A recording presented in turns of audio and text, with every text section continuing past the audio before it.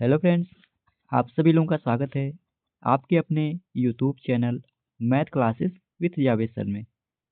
तो फ्रेंड्स, आज हम डिस्कस करेंगे 24 दिसंबर 2024 के मोस्ट इम्पोर्टेंट करंट अफेयर्स के क्वेश्चन को। तो आप इस पूरे सेशन को लास्ट तक ज़रूर देखिएगा। और अगर आप हमारे चैनल पे पहली बार आए हैं तो चैनल को सब्सक्राइब करना ना भूलें, ताकि हमारे द्वारा कुछ भी अपडेट किया जाए उसका नोटिफिकेशन आपको सबसे पहले मिल सके। और इस वीडियो का पीडीएफ आपको हमारे टेलीग्राम चैनल पे मिल जाएगा, जिसका लिंक वीडियो के डिस्क्रिप्शन में दिया गया है।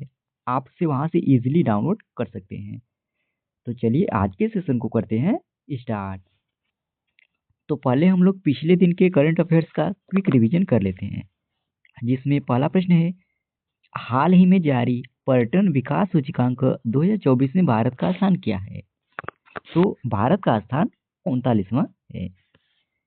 आगामी पैरा एथलेटिक्स विश्व चैंपियनशिप 2025 की मेजबानी कौन सा देश करेगा? तो इसकी मेजबानी अपना भारत देश करेगा।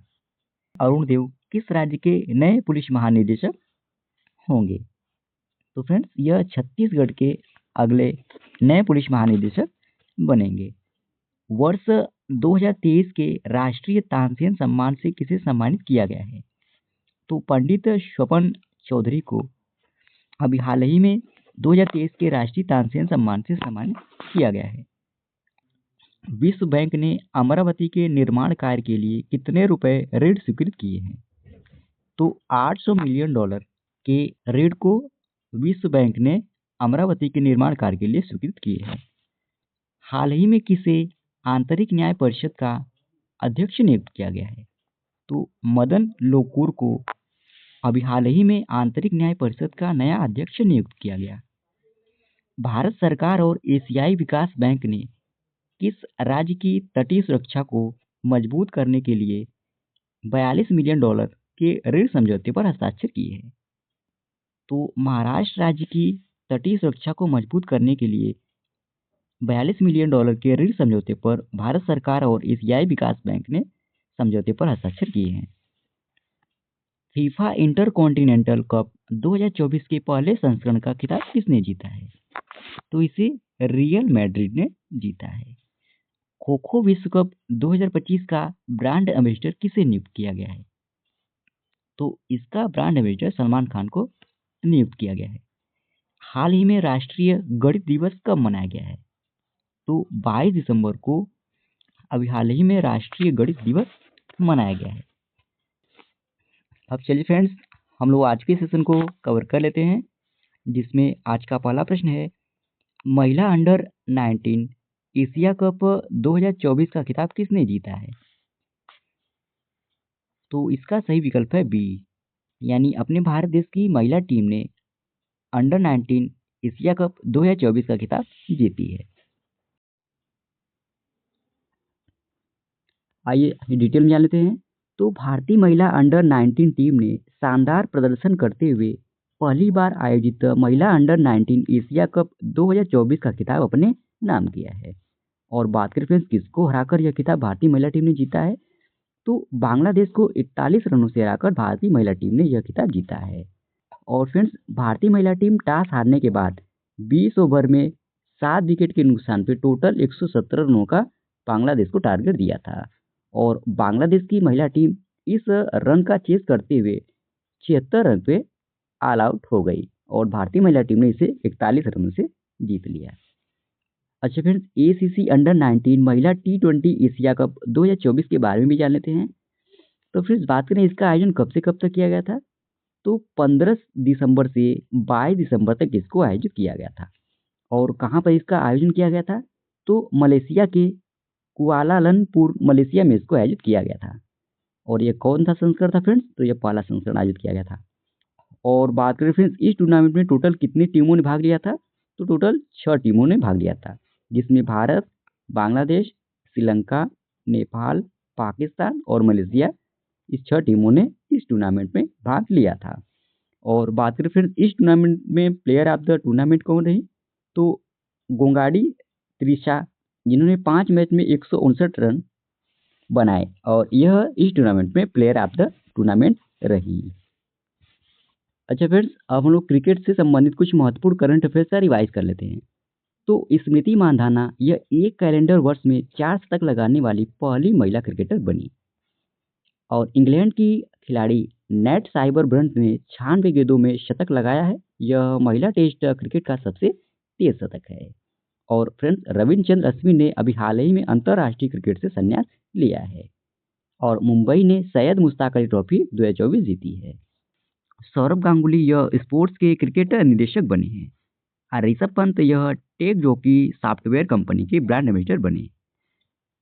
और ऋषभ पंत फ्रेंड्स ये आईपीएल इतिहास के सबसे महंगे खिलाड़ी बने हैं, जिन्हें एलएसजी यानी लखनऊ सुपर जायंट्स ने 27 करोड़ रुपए में खरीदा है। और अफगानिस्तान ए टीम ने इमर्जिंग एशिया कप 2024 का खिताब जीता है। और बांग्लादेश ने भारत को हराकर पुरुष अंडर 19 एशिया कप 2024 का खिताब अभी हाल ही में जीता है। अगला प्रश्न है, क्रिस्टून फ्रांटाडोटिर किस देश की सबसे युवा प्रधानमंत्री बनी है? इसका सही विकल्प हो जाएगा ए, यानी यह आइसलैंड की सबसे युवा प्रधानमंत्री बनी है। आइए डिटेल में जान लेते हैं। तो सोशल डेमोक्रेटिक अलायंस यानी एसडीए पार्टी की क्रिस्टून फ्रांस्टाडोटिर आइसलैंड की प्रधानमंत्री बनी हैं। 1988 में जन्मी सुश्री फ्रांस्टाडोटिर आइसलैंड की सबसे युवा प्रधानमंत्री बनी हैं। और बात करें फ्रेंड्स, इन्होंने किनका स्थान लिया है? तो इन्होंने बजरनी बेनेडिक्सन का स्थान लिया है। और फ्रेंड्स, आइसलैंड में यह पहली बार होगा कि सभी सत्तारूढ़ दलों की नेता महिलाएं होंगी। और यह पहली बार होगा कि देश में एक महिला प्रधानमंत्री और एक महिला राष्ट्रपति हल्ला टॉमस-डोटिर एक साथ होंगी। अच्छा फ्रेंड्स, आइसलैंड के बारे में जान लेते हैं। तो आइसलैंड उत्तरी अटलांटिक महासागर में स्थित एक द्वीप देश है। यह ग्रीनलैंड के पूर्व में और आर्कटिक सर्कल के ठीक दक्षिण में स्थित है। और यहाँ की राजधानी कहाँ है? तो रिक्याविक है। और यहाँ के वर्तमान राष्ट्रपति कौन है? तो हल्ला टॉमस-डोटिर यहाँ की वर्तमान राष्ट्रपति हैं। अब ये फ्रेंड्स आइसलैंड का मैप, और ये आप लोगों को आइसलैंड की कैपिटल यानी राजधानी भी दिख रही होगी। और फ्रेंड्स, बात करें आइसलैंड की टोटल एरिया की, तो यह 1,02,700 किलोमीटर स्क्वायर में फैला हुआ है। और यहाँ की करेंसी क्या है? तो आइसलैंडिक क्रोना यहाँ की करेंसी है। और बात करें फ्रेंड्स यहाँ की टोटल पॉपुलेशन की, 3,69,000 यहाँ की टोटल पॉपुलेशन है। और यहाँ की भाषा क्या है फ्रेंड्स? तो आइसलैंडिक यहाँ की भाषा है। अगला प्रश्न है, हाल ही में किसे कुवैत के सर्वोच्च राष्ट्रीय सम्मान order of Mubarak Al Kabir से सम्मानित किया गया है? तो इसका सही विकल्प हो जाएगा ए, यानी प्रधानमंत्री नरेंद्र मोदी को अभी हाल ही में कुवैत के सर्वोच्च राष्ट्रीय सम्मान order of Mubarak Al Kabir से सम्मानित किया गया है। आइए इसको डिटेल जान लेते हैं। तो प्रधानमंत्री नरेंद्र मोदी को कुवैत के सर्वोच्च सम्मान order of Mubarak Al Kabir से सम्मानित किया गया। और फिर यह सम्मान कुवैत के अमीर शेख मेशल अल अहमद अल जबर अल शबा द्वारा दिया गया है, जो राष्ट्रों के बीच मजबूत मित्रता और सद्भावना का प्रतीक है। यह सम्मान पाने वाले प्रधानमंत्री पहले भारतीय पीएम बने हैं। और प्रधानमंत्री नरेंद्र मोदी को किसी देश से मिलने वाला ये 20वां अंतर्राष्ट्रीय सम्मान है। और friends, order of Mubarak Al Kabir Kuwait का एक नाइटहुड आर्डर है। अच्छा फ्रेंड्स, प्रधानमंत्री नरेंद्र मोदी को प्रदान किए गए कुछ सम्मान को हम लोग डिस्कस कर लेते हैं। तो grand commander of the order of niger, यह नाइजीरिया देश के द्वारा प्रधानमंत्री नरेंद्र मोदी को सम्मानित किया गया। डोमिनिका आर्डर ऑफ ऑनर, यह डोमिनिका के द्वारा मोदी को प्रदान किया गया। द आर्डर ऑफ एक्सलेंस, यह गुयाना के द्वारा प्रधानमंत्री को प्रदान किया गया। विश्व शांति पुरस्कार, यह अमेरिका के द्वारा प्रदान किया गया। आर्डर ऑफ द नाइल, यह मिस्र देश के द्वारा प्रदान किया गया। Order of the Druk Gyalpo, यह भूटान के द्वारा प्रदान किया गया। Order of Saint Andrew the Apostle, यह रूस के द्वारा प्रदान किया गया। और grand cross of the legion of honour से प्रधानमंत्री नरेंद्र मोदी को फ्रांस के द्वारा प्रदान किया गया। अगला प्रश्न है, हाल ही में जीएसटी काउंसिल की 55वीं बैठक कहाँ आयोजित की गई है? तो इसका सही विकल्प हो जाएगा ये, यानी राजस्थान के जैसलमेर में अभी हाल ही में जीएसटी काउंसिल की 55वीं बैठक आयोजित की गई है। आइए इसको डिटेल में जान लेते हैं। तो जैसलमेर में केंद्रीय वित्त मंत्री निर्मला सीतारमण की अध्यक्षता में जीएसटी काउंसिल की 55वीं बैठक आयोजित की गई है और जीएसटी काउंसिल की बैठक में इलेक्ट्रिक व्हीकल सहित पुराने वाहनों की बिक्री पर टैक्स बढ़ाने पर सहमति बनी है, जिसमें फ्रेंड्स अब जीएसटी 12% से बढ़ाकर अब 18% किया जाएगा। हेल्थ और टर्म इंश्योरेंस पर फिलहाल जीएसटी कम नहीं होगा। अच्छा फ्रेंड, जीएसटी काउंसिल के बारे में जान लेते हैं। तो बात करें फ्रेंड जीएसटी काउंसिल के अध्यक्ष कौन होते हैं? तो केंद्रीय वित्त मंत्री होते हैं। और वर्तमान में केंद्रीय वित्त मंत्री कौन है? तो निर्मला सीतारमण है। ये आप उनका फाइल फोटो देख सकते हैं। और इसमें सदस्यों की बात करें फ्रेंड्स, तो कुल इसमें 33 सदस्य होते हैं, जिसमें 2 सदस्य केंद्र से, 31 सदस्य राज्यों और केंद्र शासित प्रदेश से इसमें शामिल होते हैं। अच्छा फ्रेंड्स, जीएसटी से संबंधित कुछ महत्वपूर्ण तथ्यों का हम लोग डिस्कस कर लेते हैं। तो वस्तु एवं सेवा कर यानी जीएसटी को सबसे पहले किस देश ने लागू किया था? तो इसे फ्रांस ने लागू किया था। और यह भी जानते रहिए, भारत का जीएसटी कनाडा के मॉडल पर आधारित है। भारत में जीएसटी विजय केलकर समिति की सिफारिश के आधार पर लागू किया गया था। जीएसटी को लागू करने वाला पहला राज्य कौन है? तो असम है। जीएसटी को अनुच्छेद 279 के तहत लागू किया गया था। जीएसटी काउंसिल का गठन भारत के राष्ट्रपति ने सितंबर सन 2016 में किया था। जीएसटी 122वां संवैधानिक संशोधन बिल था। जीएसटी बिल को राष्ट्रपति ने अपनी मंजूरी 8 सितंबर सन 2016 में की थी। जीएसटी में 5 प्रकार की कर दरें होती हैं, जिसमें 0%, 12%, 18 और 28%। और ये भी जानते रहिए, जीएसटी एक अप्रत्यक्ष कर है। अगला प्रश्न है, भारत में नेपाल के राजदूत के रूप में कौन नियुक्त हुए हैं?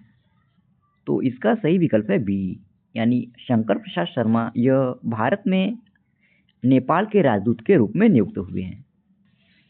आइए डिटेल में जान लेते हैं। तो काठमांडू में नेपाल के राष्ट्रपति रामचंद्र पौडेल ने शंकर प्रसाद शर्मा को भारत के राजदूत के रूप में नियुक्त किया है।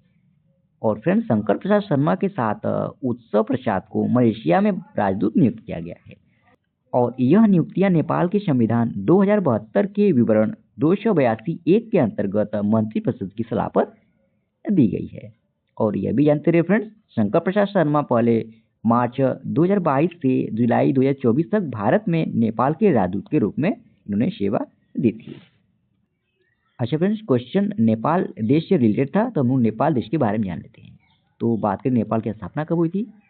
25 सितंबर 1768 ईस्वी में हुई थी। नेपाल की राजधानी कहाँ है? तो काठमांडू है। नेपाल के वर्तमान राष्ट्रपति कौन है? तो रामचंद्र पौडेल हैं। नेपाल के वर्तमान प्रधानमंत्री कौन है? तो केपी शर्मा ओली है। यहाँ की मुद्रा क्या है? तो रुपया यहाँ की मुद्रा है। और ये फ्रेंड्स नेपाल का मैप। और ये हैं नेपाल के वर्तमान राष्ट्रपति रामचंद्र पौडेल। और ये हैं नेपाल के वर्तमान प्रधानमंत्री केपी शर्मा ओली।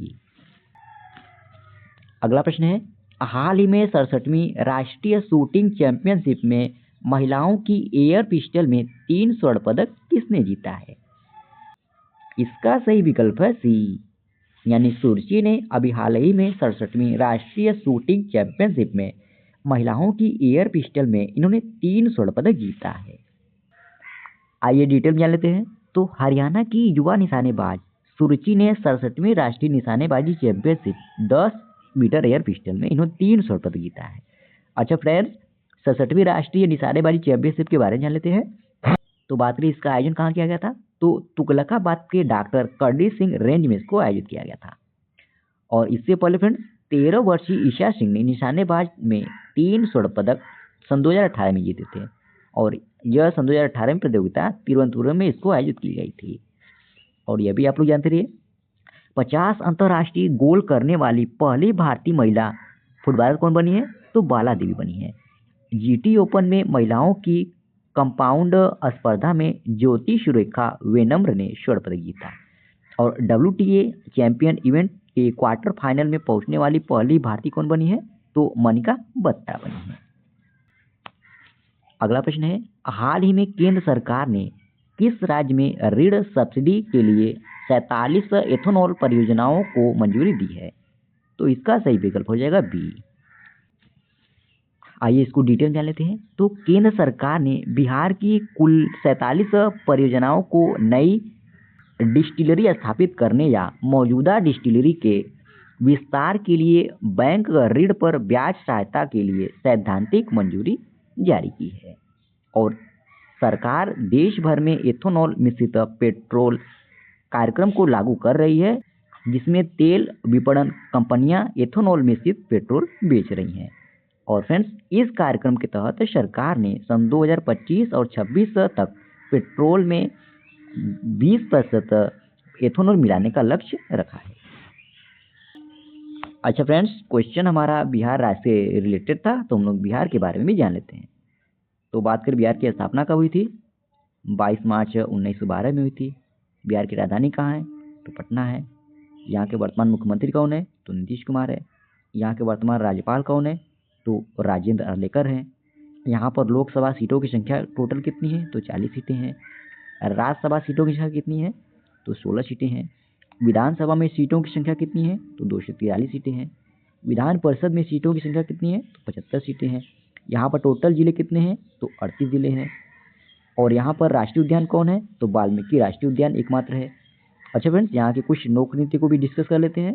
तो जाट जनित नृत्य, झुमरी नृत्य, झिझिया नृत्य, कजरी नृत्य, पाइका नृत्य, शोहर खिलौना नृत्य यहाँ के कुछ प्रमुख लोक नृत्य हैं।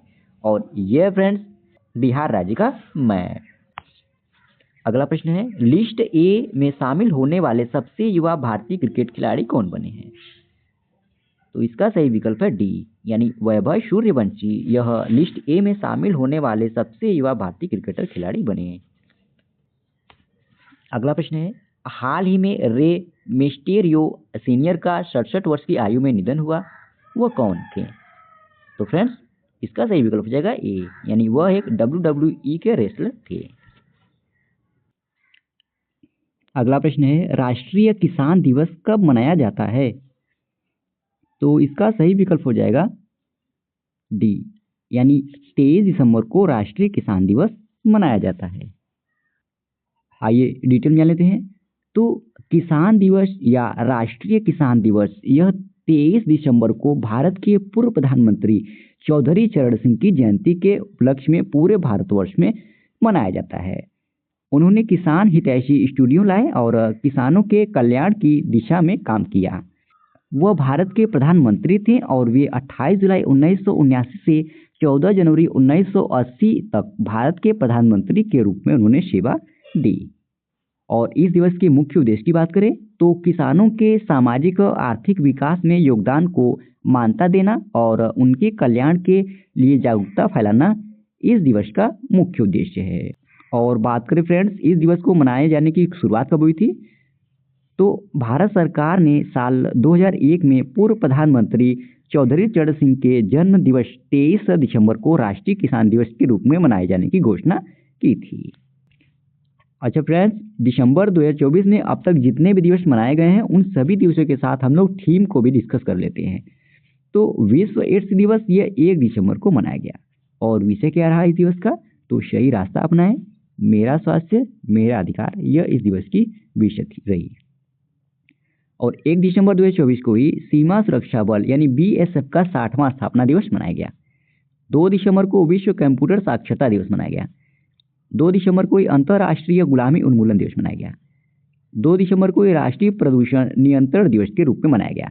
और विषय क्या रहा इस दिवस का? तो स्वच्छ वायु, हरित पृथ्वी, सतत जीवन की ओर एक कदम, यह इस वर्ष की थीम रही। और 3 दिसंबर को अंतर्राष्ट्रीय विकलांग दिवस मनाया गया। और विषय की बात करें तो एक समावेशी और टिकाऊ भविष्य के लिए विकलांग व्यक्तियों के नेतृत्व को बढ़ावा देना इस दिवस का विषय था। 4 दिसंबर को भारतीय नौसेना दिवस मनाया गया। और थीम क्या रहा इस दिवस का? तो नवाचार और स्वदेशीकरण के माध्यम से ताकत और शक्ति इस दिवस की थीम थी। 4 दिसंबर को ही विश्व वन्यजीव संरक्षण दिवस मनाया गया। 4 दिसंबर को अंतर्राष्ट्रीय चीता दिवस मनाया गया।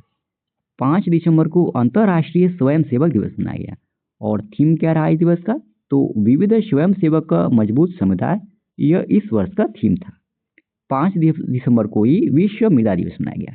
और थीम की बात करें तो मिट्टी की देखभाल, मापे, निगरानी करे, प्रबंधन करे, यह इस वर्ष की थीम थी। 7 दिसंबर को भारतीय सशक्त सेना झंडा दिवस मनाया गया। 8 दिसंबर को बोधि दिवस मनाया गया। 9 दिसंबर को अंतर्राष्ट्रीय भ्रष्टाचार निरोध दिवस मनाया गया। और थीम क्या रहा इस दिवस का? तो भ्रष्टाचार के खिलाफ युवाओं के साथ एकजुट होना, कल की अखंडता को आकार देना, यह इस वर्ष का थीम था। 9 दिसंबर को अंतर्राष्ट्रीय नरसंहार पीड़ित स्मरण और रोकथाम दिवस के रूप में मनाया गया। 10 दिसंबर को मानवाधिकार दिवस मनाया गया। और थीम की बात करें तो हमारे अधिकार हमारा भविष्य अभी, यह इस वर्ष का थीम था। 11 दिसंबर को यूनिसेफ दिवस मनाया गया। 12 दिसंबर को अंतर्राष्ट्रीय तटस्थता दिवस के रूप में मनाया गया। 14 दिसंबर को राष्ट्रीय ऊर्जा संरक्षण दिवस मनाया गया।